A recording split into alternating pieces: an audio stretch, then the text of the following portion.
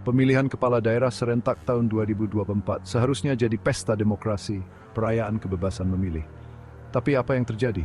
Banyak sekali pelanggaran, kampanye diam-diam merajalela, pegawai negeri tidak netral. Ada apa ini? Bawaslu, kemana kamu? Rakyat Indonesia ingin tahu. Pilkada ini milik siapa? Milik segelintir orang berkuasa yang main di belakang layar? Atau milik rakyat, pemilik suara yang sebenarnya? Demokrasi kita sedang diuji. Netralitas sangat penting.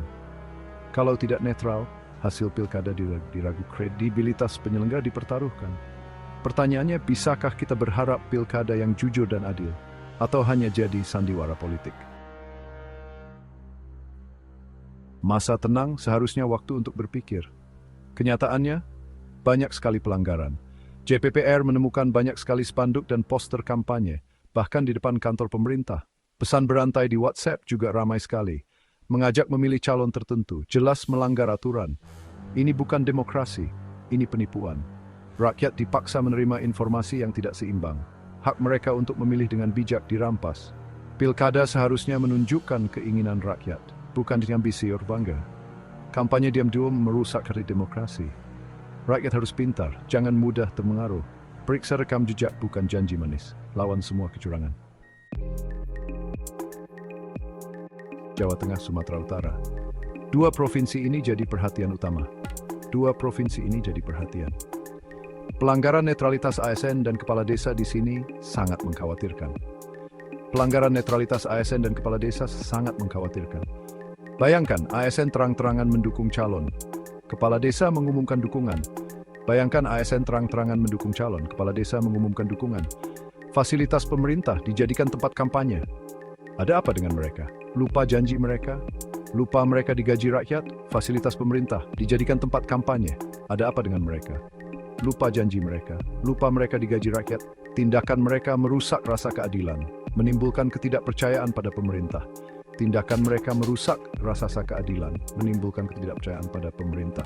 Netralitas ASN dan kepala desa bukan hanya kewajiban, tapi keharusan.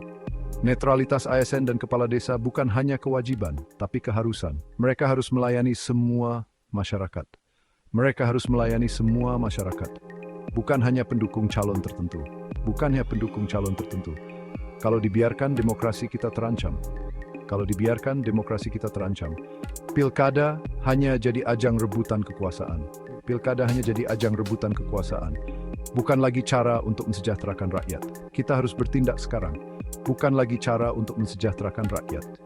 bertindak sekarang untuk masa depan yang lebih baik. Campur tangan pejabat, ancaman demokrasi. Campur tangan ini tidak hanya terjadi di tingkat nasional, tetapi juga di tingkat lokal. Bukan hanya ASN dan kepala desa yang terlibat dalam praktik ini. Pejabat tinggi juga ikut bermain dalam politik, mempengaruhi keputusan penting. Presiden Prabowo dan Presiden Jokowi dituduh tidak netral dalam beberapa kesempatan. Dukungan terbuka mereka di beberapa daerah menciptakan masalah yang serius. ASN merasa tindakan mereka diizinkan oleh atasan. Ini sangat berbahaya bagi demokrasi kita. Campur tangan politik merusak proses demokrasi, menciptakan ketidakadilan dalam pertandingan, merusak aturan negara hukum.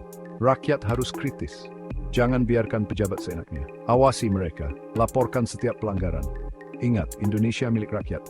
Demokrasi harus dijaga oleh semua lapisan masyarakat, bukan milik segelintir orang berkuasa yang hanya mementingkan diri sendiri.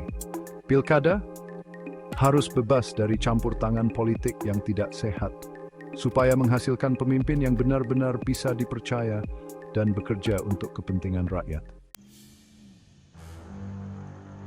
Bawaslu, Badan Pengawas Pemilu. Sebagai lembaga yang bertugas mengawasi jalannya pemilu, Bawaslu memegang peran penting dalam menjaga integritas demokrasi kita.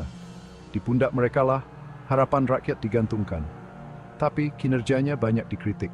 Banyak yang merasa Bawaslu belum maksimal dalam menjalankan tugasnya.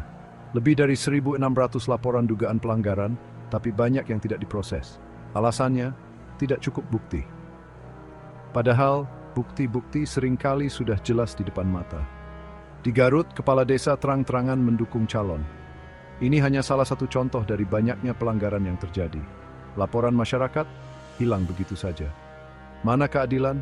Rakyat merasa diabaikan dan tidak mendapatkan perlindungan yang seharusnya. Mana komitmen Bawaslu menjaga pilkada yang bersih? Janji-janji yang diucapkan seolah hanya angin lalu. Data menunjukkan pelanggaran terjadi di mana-mana. Tidak ada daerah yang benar-benar bebas dari masalah ini. Sulawesi Selatan, Jawa Timur, Sumatera Utara jadi 3 teratas. Caranya macam-macam, dari kampanye ilegal hingga manipulasi suara.